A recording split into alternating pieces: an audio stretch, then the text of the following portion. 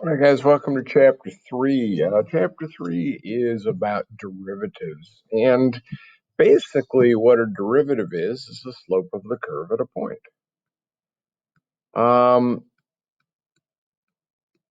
So, why a whole new section just on derivatives? Well, we're defining something new here. We've talked about slopes. We talked about the secant lines. We talked about taking that limit until we had a tangent line. We talked about finding the slope of a tangent line. But now what we're going to say is, well, this just means that the slope of the curve, the rate of change of a curve at a point, is called the derivative of the function. And as you can see, I've already written on here, this derivative is just that slope function. Now, we do have some new notation. The new notation that we have that we'll talk about a little bit later is f prime of x. When you add this prime to the function, that's what we're saying. That's the derivative. That is the slope. So, a couple more quick definition-y things. If f prime exists, oops, I accidentally forgot to make my pen go back to being smaller. Then we say f of x is differentiable. And differentiable just means has a derivative. And again, we're talking at a point here. If f of x is differentiable,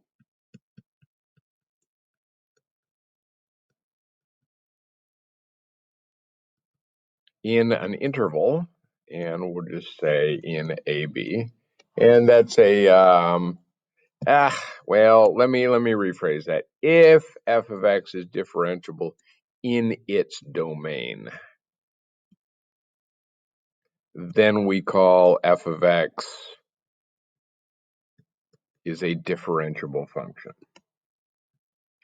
So again, we're not talking about a function outside of its domain, because then nothing is differentiable, because every function has a domain.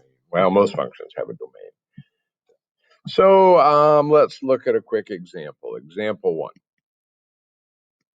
And you're going to like seeing this. F of x equals x cubed.